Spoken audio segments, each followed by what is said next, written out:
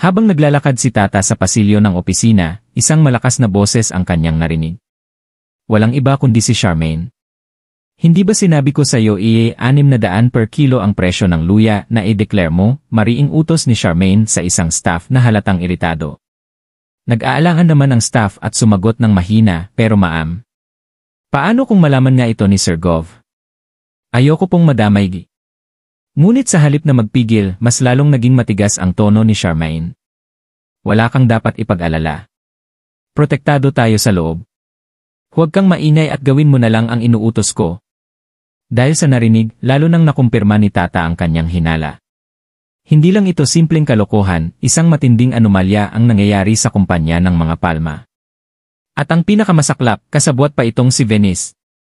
Habang nag-iisip ng paraan upang mailantad ang totoo, biglang naalala ni Tata ang isang papel kung saan nakasaad ang mga overpricing na mga rekado.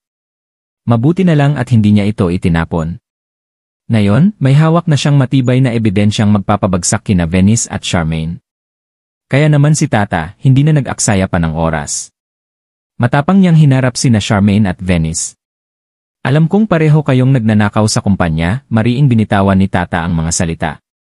Nagulat ang dalawa ngunit agad din silang nakabawi. Anong pinagsasasabi mo? Singhan ni Venice, pilit na pinapanatili ang kanyang postura. Ano pa nga ba? Ang overpricing ng mga rekado. Alam kong may ginagawa kayong anomalya dito, sagot ni Tata. Hindi siya natinag. Napukaw naman ang atensyon ni Francis na noon ay nasa malapit lang. Agad siyang lumapit, kita sa kanyang mukha ang pag-aalala. Ano naman ang nangyayari rito? Tanong ni Francis, tinitingnan sina Charmaine at Venice. Sa isip niya, baka binubuli na naman nila si Tata. Francis, alam kong mahirap itong paniwalaan pero may anomalya sa kumpanya at kasabwat sina Venice at Charmaine, diretsong sabi ni Tata, hindi inaalis ang tingin sa dalawang salarin. Nagkatinginan sina Venice at Charmaine, kapwa kinakabahan, ngunit pilit na hindi nagpapahalata. Sinungaling yan, Francis.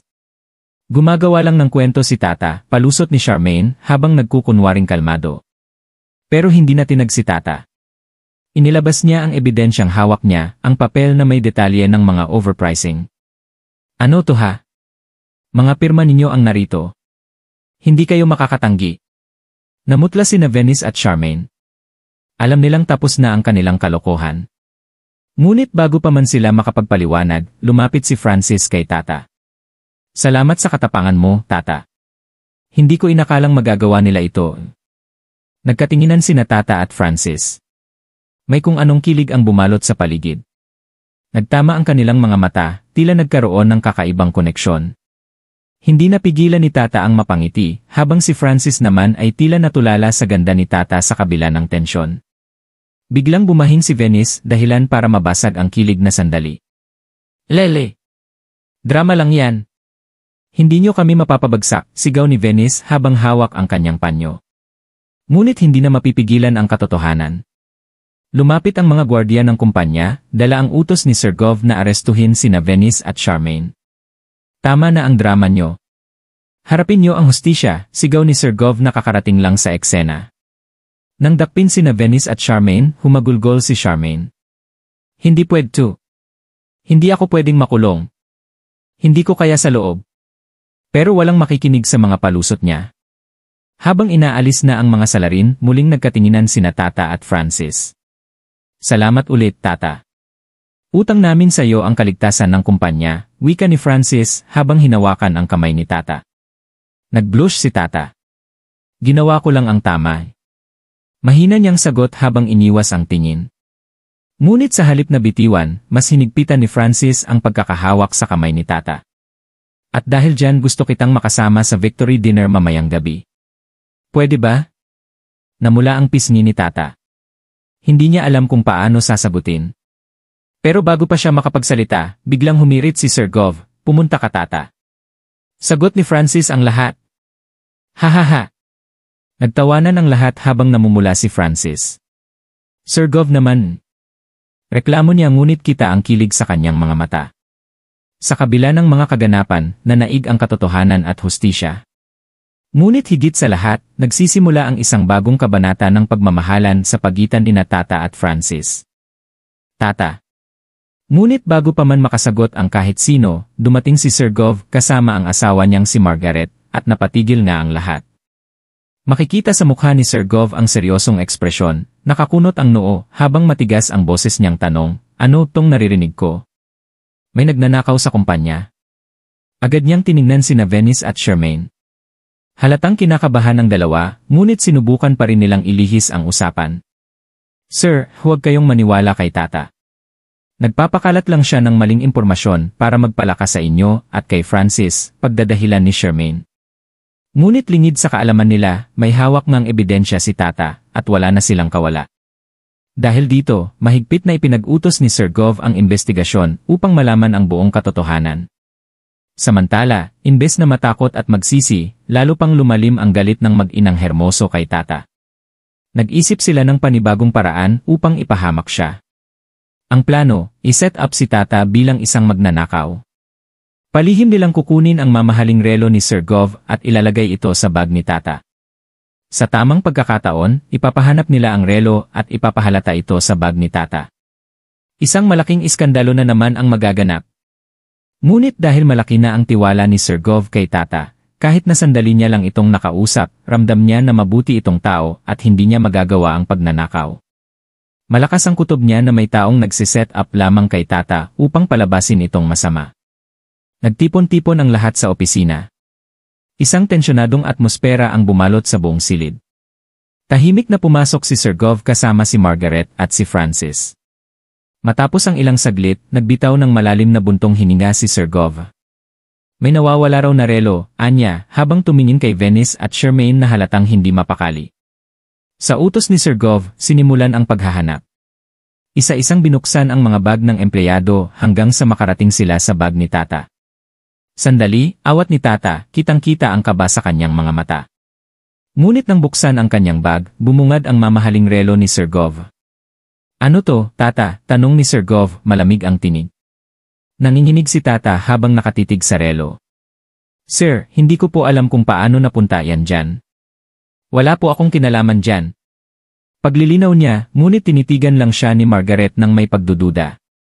Nagtagumpay ang plano ni Venice at Charmaine. Napatakip si Charmaine sa bibig na parang nagulat, ngunit lihim siyang napangisi. Grabe, hindi ko inasahan kay Tatay. Drama ni Venice na tila nasasaktan pa. Pero hindi sumagot si Sir Gov. Sa halip, tumingin siya kay Francis at mahigpit na inutusan, i-review ang CCTV footage. Gusto kong malaman kung paano napunta ang relo na yan sa bag ni Tata. Makalipas ang ilang oras, natapos ang pagsusuri sa CCTV. Isa-isang nagtipon ang lahat sa conference room, kabado ang mag-inang Hermoso, habang kalmado naman si Tata na tila nakakaramdam ng kaunting pag-asa. Nagsimulang mag-play ang video at bumungad sa screen ang eksenang lihim na inilagay ni Charmaine ang relo sa bag ni Tata habang abala ito sa pagtatrabaho. Kitang-kita rin sa video ang pagbabantay ni Venice upang matiyak na walang makakahuli sa kanila. Ano to? Sigaw ni Sir Gov, puno ng galit ang boses. Namilog ang mga mata ni Venice at Charmaine, nanlaki sa takot at hindi makapagsalita. Lumapit si Tata kay Sir Gov, nangingilid ang luha sa kanyang mga mata. Sir, wala po talaga akong kasalanan. Huminga ng malalim si Sir Gov bago nagsalita, patawad, Tata, at napagbintangan kita.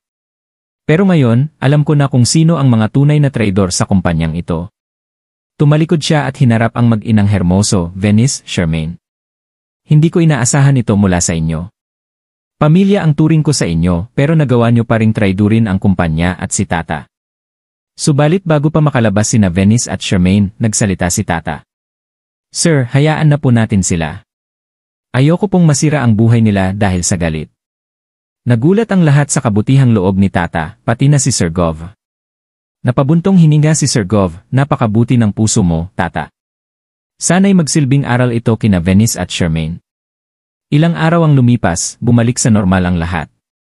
Napatunayan ang kabutihan ni Tata at lalo pang tumibay ang tiwala sa kanya ni Sir Gov.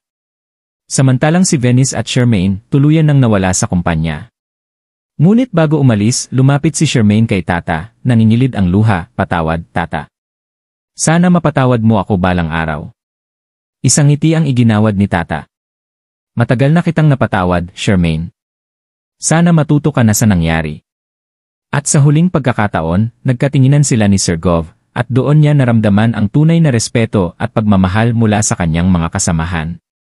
Napagtanto ni Tata na tama ang hinala nilang dalawa ni Ningning tungkol dito kina Venice at Sherm nang marinig niya ito na sinasabihan ng staff na ilagay daw sa presyo ng luya ay 600 per kilo. Kaya naman, walang pasakalit walang pag-aalinlangan, nang makita ni Tata si Charmaine at Venice sa hallway ay diretsyo itong nagsalita, "Alam ko na ang ginagawa nyo," madiin niyang sabi. "Nagnanakaw kayo sa kumpanya." Nagkatinginan sina Sherm at Venny, halatang gulat at hindi makapaniwala. Buong akala nila'y walang nakakaalam ng kanilang lihim. Biglang lumakas ang mga boses nila dahil dito, nakuha nila ang atensyon ni Francis na agad namang lumapit sa kanila.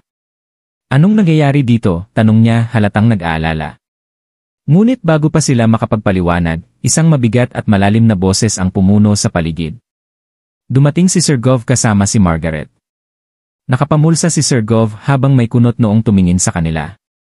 Matigas ang kanyang boses nang magsalita, at itong naririnig kong may nagnanakaw sa kumpanya ko. Napatingin kay Charmaine at Venice ang ibang empleyado. Ang dating komportableng aura ng dalawa ay napalitan ng tensyon. Mabilis na nagsalita si Venice, pilit na nagpapanic control, "Sir, hindi po totoo yan. Gumagawa lang ng kwento si Tata para siraan kami." Dagdag pa ni Sherm, "Nagpapalakas lang siya sa inyo at kay Francis." Ngunit hindi nila alam may hawak na ebidensya si Tata. Dahil dito, mahigpit na ipinag-utos ni Sir Gov ang isang masusing investigasyon. Hindi niya papayagan ang ganitong klasing anomalya sa kanyang kumpanya. Tahimik na nagmamasid si Ningning sa lahat ng nangyayari. Kinakabahan siya para kay Tata, ngunit bilib din siya sa tapang nito. Hindi niya napigilang humanga. Sa kabila ng lahat, naramdaman niya ang pagkabog ng kanyang dibdib. "Huwag kang mag-alala, Ning," bulong ni Francis na nasa tabi niya pala. Nagulat siya nang maramdaman ang kamay nitong marahang humawak sa kanyang balikat. "Nandito ako. Hindi ko hahayaang may mangyari kay Tata." Napatingin si Ningning kay Francis. May kung anong kislap sa mga mata nito. Hindi niya mapigilang mapangiti. "Salamat, Francis." Napakamot sa ulo si Francis, halatang nahiya, ngunit may ngiting pilit na itinatago. Kasi ayoko ring makita kang malungkot." Mabilis na nag-init ang pisngi ni Ningning. Nag-iwas siya ng tingin upang hindi mapansin ni Francis ang pamumula ng kanyang mukha. Sa totoo lang, matagal na niyang gusto si Francis, ngunit hindi siya sigurado kung may nararamdaman din ito para sa kanya. Nagpatawag ng meeting si Sir Gov. Lahat ng empleyado'y nakatayo sa conference room, tahimik at nag-aabang. Si Tata, matatag na nakatayo sa harap habang hawak ang mga papeles na naglalaman ng mga ebidensya laban kina Venice at Sherm. "Sa loob ng mahabang panahon, pinagkakatiwalaan ko kayong dalawa," seryosong wika ni Sir Gov. "Pero ito ba ang kapalit? Pagnanakaw at panlilinlang?" Hindi makasagot sina Venice at Sherm. Kitang-kita ang kaba sa kanilang mga mukha. "Tata, ilahad mo ang mga ebidensya," utos ni Sir Gov. Isang malalim na buntong hininga ang pinakawalan ni Tata bago niya sinimulan ang kanyang pagsasalita. Base sa mga resibo at record ng kumpanya, pinalitan nila ang presyo ng mga produkto para makakuha ng ekstra na kita. Ipinakita niya ang mga dokumentong nagpapatunay ng pandaraya. 600 per kilo ang nilagay nila sa luya, pero ang totoo ay 300 lang dapat ang presyo nito. Nag-ingay ang mga empleyado. Hindi makapaniwala ang lahat sa nalaman nila. Nagpanting ang tenga ni Sir Gov. "Hindi ko inasahan ito sa inyo, Venice, Sherm. Ano ang masasabi niyo rito?" Muling sumubok si Venice na dumepensa. "Sir, nagkamali lang siguro sa encoding." Ngunit halatang kinakabahan na ito. "Nagkamali?" sarkastikong tanong ni Tata. "Ilang buwan nang nangyayari ito. Hindi ito simpleng pagkakamali. Plano niyo talaga to?" Lumapit si Margaret kay Sir Gov at bumulong, "Kailangan nilang managot. Hindi tayo pwedeng magbulag-bulagan dito." Tumango si Sir Gov bilang pagsang-ayon. "Simula ngayon, suspendido kayo habang iniimbestigahan ang kaso nyo," mariing sabi ni Sir Gov. "At kung mapatunayang totoo ang mga akusasyon, hindi lang trabaho ang mawawala sa inyo, sasampahan kayo ng kaso." Natigilan sina Venice at Sherm. Hindi nila akalaing aabot sa ganito. Alam nilang hindi na sila makakataka sa kasalanang ginawa nila. Habang papalabas ang lahat mula sa conference room, lumapit si Francis kay Tata at Ningning. "Ang tapang mo, Tata. Mabuti na lang at may lakas ng loob kang ilantad ang katotohanan. Ngumiti si Tata, ginawa ko lang ang tama. Napatingin si Ningning kay Francis, muli na namang tumibok ang kanyang puso ng mabilis. Tahimik niyang sinabi sa sarili, ang gwapo talaga ni Francis kapag seryoso. Napansin ni Francis ang mga matang nakatitig sa kanya. Bakit ka nakangiti, Ning? Tanong niya sabay kindat. Namula ulit si Ningning, wala. Masaya lang ako kasi natapos na ang problema. Masaya rin ako kasi ligtas kayo, malambing na sagot ni Francis. Habang papalayo ang tatlo, napuno ng tawanan at biruan ang paligid. Sa kabila ng tensyon at intriga, tila may bagong kabanata ng kwento ang nagsisimula, isang kwento ng katapangan, pagkakaibigan, at marahil pagmamahalan. Paano to, Mama? Malis ang tanong ni Sugar. Mabubuko na tayo. Matigas ang sagot ni Vivian, hindi tayo papayag. Kailangan nating baliktarin ang sitwasyon. Doon nila naisip ang perpektong plano, ipapahamak nila si Tata. Isang hating gabi, palihim nilang kinuha ang mamahaling relo ni Sir Gov. Nang makahanap sila ng tiyempo, mainat nilang inilagay ito sa bag ni Tata. Sir Gov, nawawala po ang relo nyo, sigaw ng isang empleyado. Agad na nag-utos si Sir Gov, hanapin yan. Halughugin ang mga bag ng empleyado. Nagpaikot-ikot ang mga gwardya, isa-isang siniyasat ang mga gamit hanggang sa. Nakita ko na po, sir, sigaw ng isang gwardya. Doon na nga nagsimula ang gulo. Ang relo ni Sir Gov ay natagpuan sa bag ni Tata. Tuwang-tuwa ang mag-inang Hermoso dahil tagumpay sila. Lahat ng mata ay nakatutok kay Tata ngayon.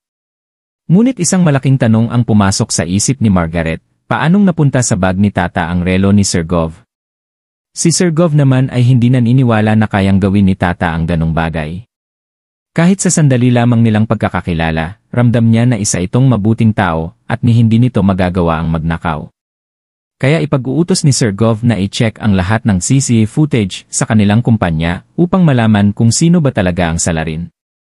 Sa pamamagitan nito, mapapawalang sala si Tata at lalabas ang tunay na salarin, walang iba kundi ang pamilyang Hermoso. Sila lang naman ang ituturo ng CCTV na mastermind ng lahat ng ito. Habang abala ang lahat sa kabuluhan, lihim na nag-uusap sina Vivian at Sugar sa pantry. Ano na ang gagawin natin kapag napanood ang CCTV? Tanong ni Sugar, bakas ang kaba sa mukha niya. Simple lang, sagot ni Vivian. Kailangan nating sirain ang mga footage bago pa mapanood ni Sir Gov. Hindi nila alam, nakikinig pala si Margaret sa kanilang usapan.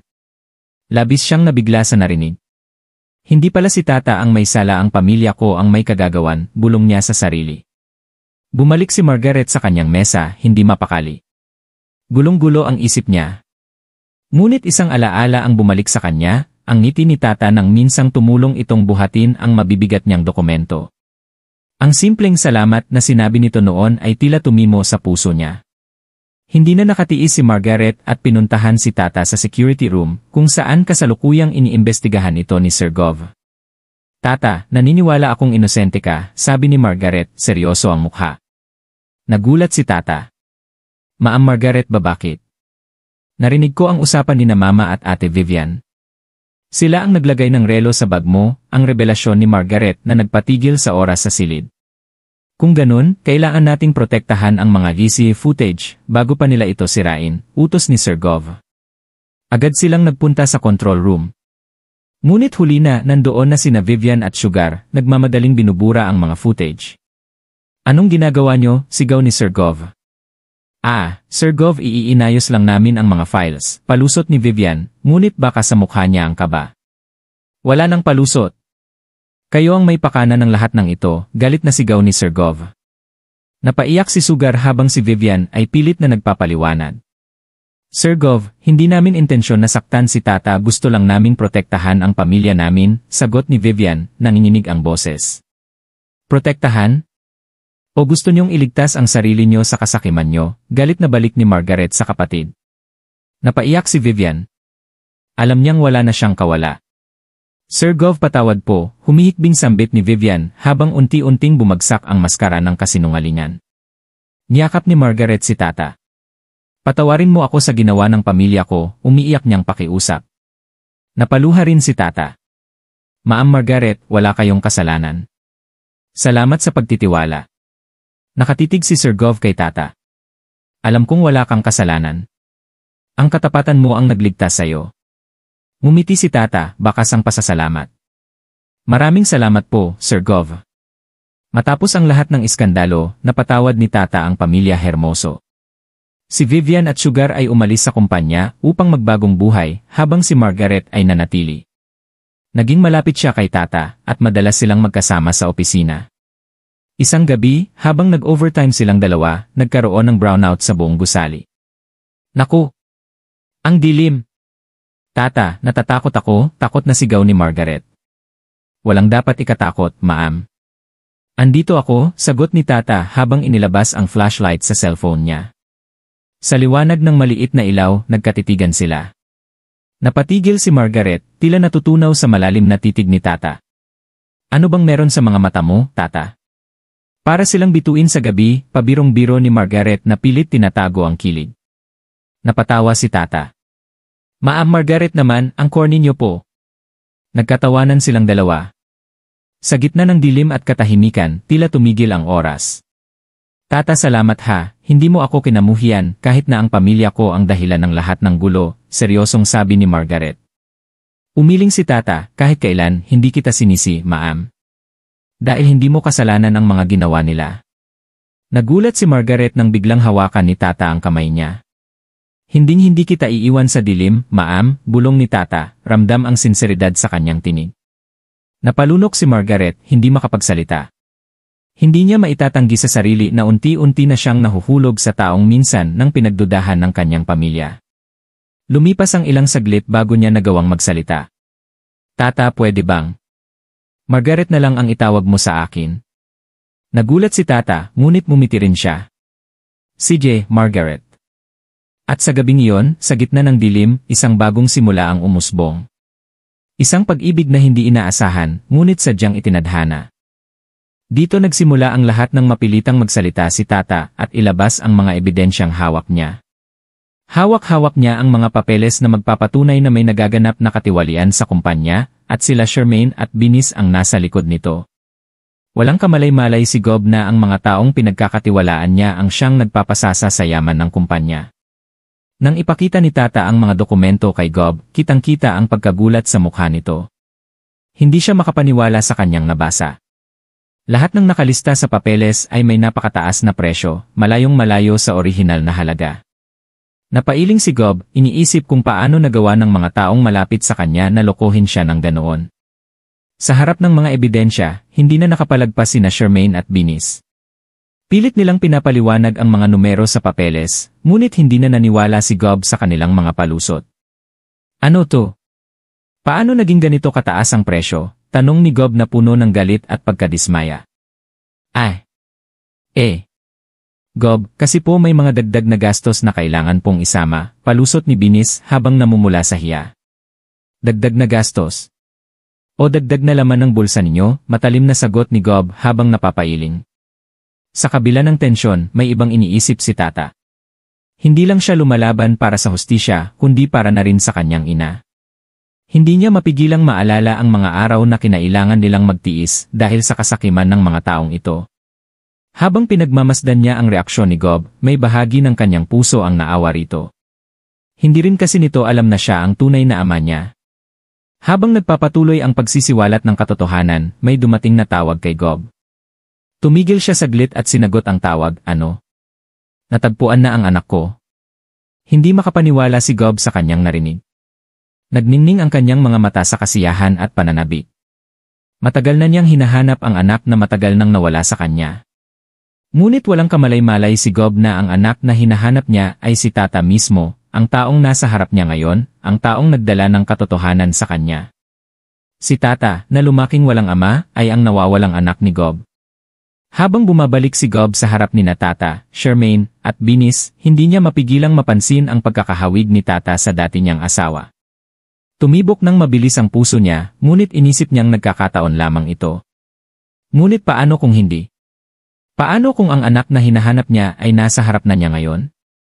Samantala, si Tata naman ay hindi maipaliwanag ang nararamdaman habang pinagmamasdan si Gob. May kung anong pamilyar na init ang bumabalot sa kanyang puso tuwing tinitingnan niya ito. Bakit ganito ang pakiramdam ko? Para bang konektado kami sa isa't isa, bulong niya sa kanyang sarili. Habang nag-uusap si Gob at Tata, biglang pumasok si Shelin, ang taong inakala ni Gob na anak niya. Nagtagpo ang kanilang mga mata, at doon na nga nagsimula ang tunay na drama. Hindi mapigilan ni Shelin ang luha habang tinitingnan si Tata. Ikaw ang tunay na anak ni Gob?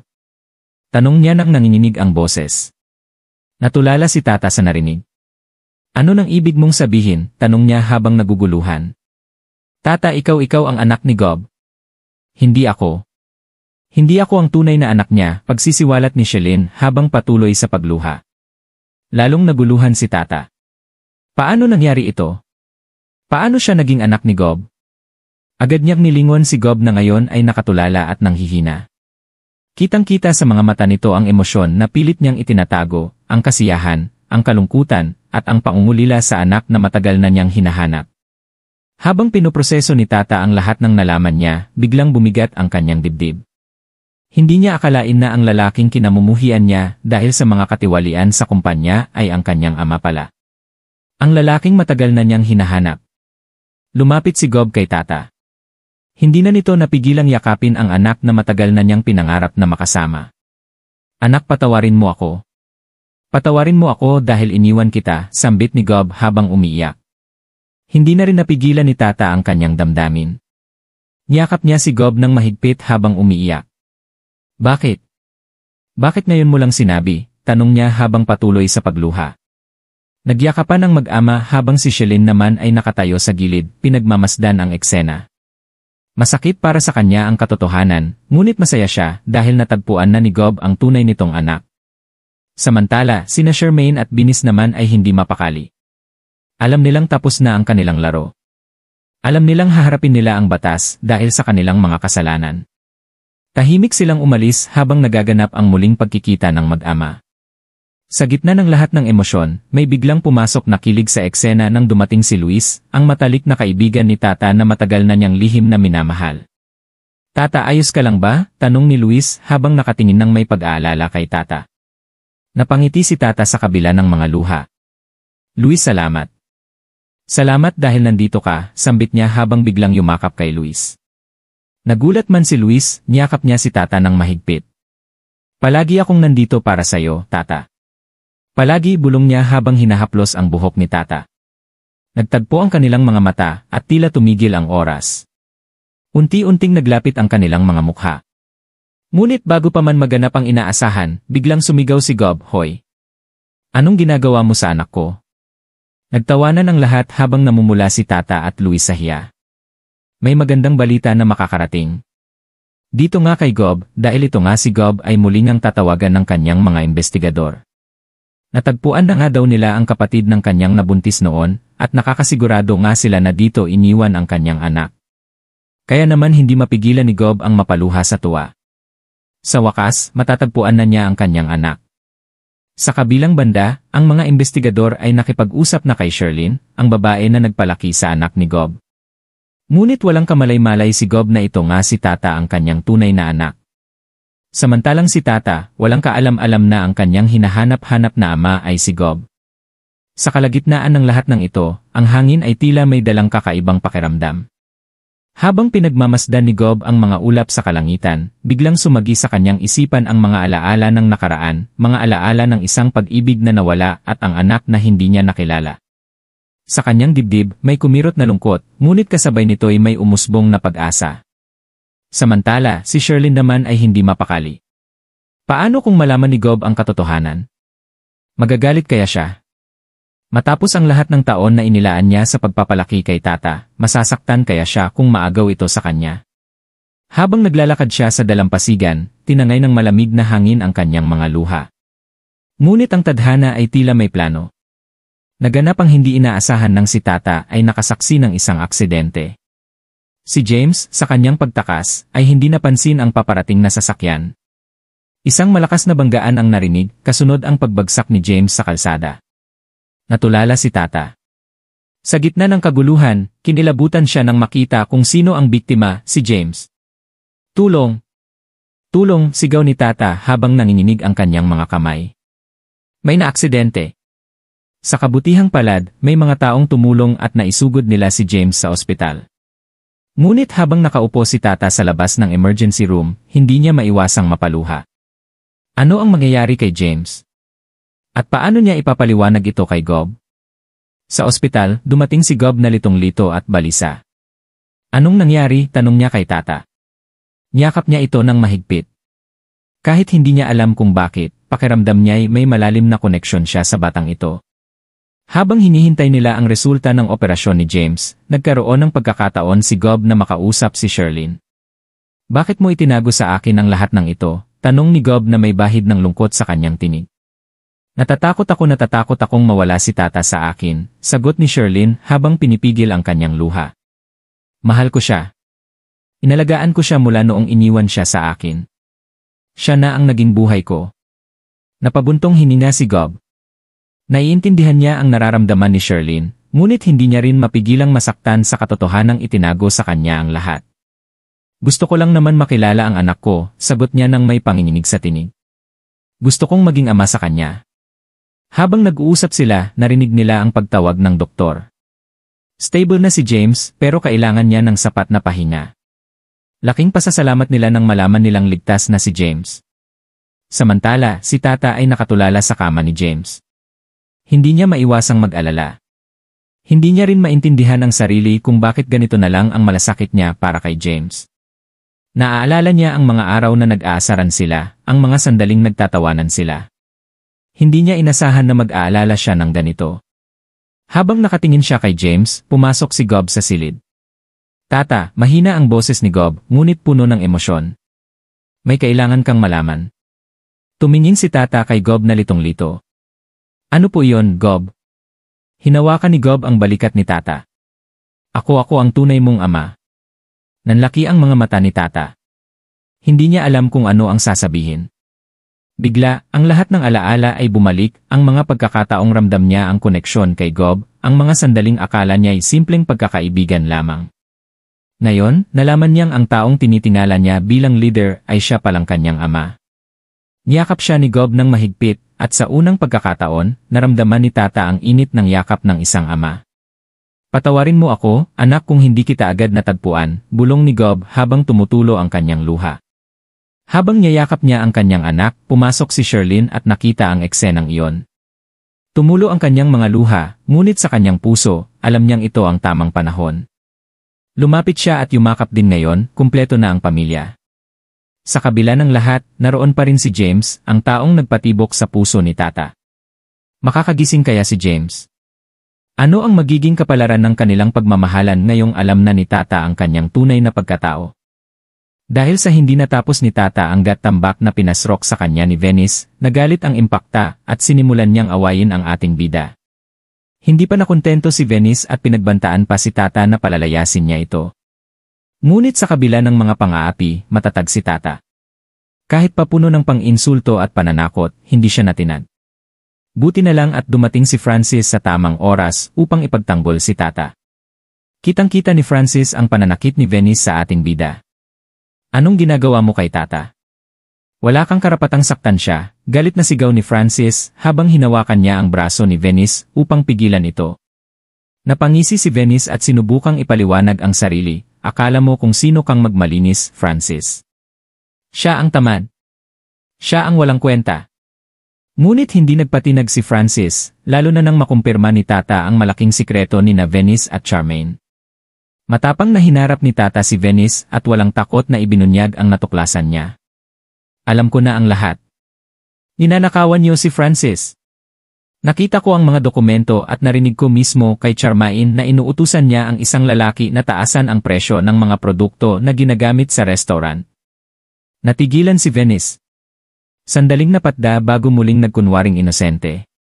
Anong pinagsasasabi mo, Tata? Gumagawa ka na naman ng kwento. Ngunit hindi na naniwala si Francis sa mga kasinungalingan ni Venice. Sa halip, hinarap niya ito ng seryoso, totoo ba ang sinasabi ni Tata? Ginagamit mo ako para sa pansarili mong kapakinabangan.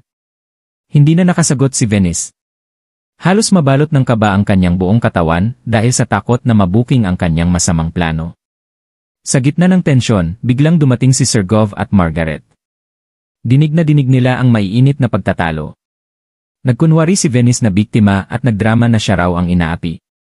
Ako na nga itong tumutulong sa kumpanya, ako pa ang inaakusahan, pilit niyang pangangatwiran habang lumuluha kunwari. Upang iligtas ang sarili, naisipan ni na Venice at Charmaine na iset up si Tata. Nawawala ang relo ni Margaret, at nagulat si Tata nang makita ang relo sa kanyang bag. Halatang plano ito ni Venice upang pagbintangan si Tata bilang magnanakaw. Hindi ko alam kung paano napunta sa akin to. Wala akong kinalaman dito, umiiyak na paliwanag ni Tata. Nakita ni Francis ang pagkabigla sa mukha ni Tata at alam niyang walang kasalanan ang dalaga. Si Sir Gov naman ay hindi agad naniwala sa mga bintang ni Venice. Masyado nang marami ang coincidence. Kailangan itong imbestigahan, anya ng seryoso. Habang kinakabahan sina Venice at Charmaine, walang kamalay-malay ang dalawa na pinaimbestigahan na ni Sir Gov ang buong pangyayari. Lumabas sa CCA ang katotohanan, si Sharon ang naglagay ng relo sa bag ni Tata. Sa takot na mabunyag ang lahat, nagsumbong si Sharon kay Vivian, anong gagawin natin? Nahuli sa CCA. Siguradong lagot na tayo. Galit na galit si Margaret nang malaman ang totoo. Buong lakas niyang sinugod si Venice at hindi na nakapagpigil, isang malakas na sampal ang pinakawalan niya. Pak! Tumama ang sampal sa pisngi ni Venice na nag-iwan ng pulang marka. Akala mo ba madadala mo ako sa drama mo? Magnanakaw ka. Sinira mo ang tiwala ko, galit na sabi ni Margaret. Halos manginig sa takot si Venice habang umiiyak na nagmamakaawa, patawarin mo ako, Margaret. Hindi ko sinasadyan. Ngunit hindi pa rito natatapos ang drama. Lumapit si Francis kay Tata at mahigpit siyang niyakap. Pasensya ka na, Tata. Hindi ko agad nakita ang kabutihan mo. Simula ngayon, ako ang magtatanggol sa'yo, malambing na sabi ni Francis. Napangiti si Tata at nagkatinginan silang dalawa ng matamis. Ang kanilang mga matay nagtagpo at tila ba tumigil ang oras. Naroon ang kakaibang kilig na bumabalot sa kanilang paligid. Hindi napigilan ni Tata ang mapaluha, ngunit sa pagkakataong ito, luha ng kaligayahan. Kahit anong mangyari, hindi kita iiwan, Tata, bulong ni Francis habang hinahaplos ang buhok ng dalaga. Nagyakapan sila ng mahigpit, puno ng pagmamahalan at pangako ng pagsasama. Sa kabila ng lahat ng intriga at kasamaan, nanaig pa rin ang kabutihan at pagmamahalan. At para sa mga tulad ni Venice at Charmaine, ang katotohanan ang nagbigay hustisya sa kanilang mga kasalanan. Kung nagustuhan mo ang kwentong ito, paki-like na ang video na ito at huwag kalimutang mag-subscribe. Hit mo na rin ang notification bell para lagi kang updated sa mga bagong kabanata ng ULV Ilonggo Girl. Maraming salamat sa iyong panonood. See you on the next video. Bye!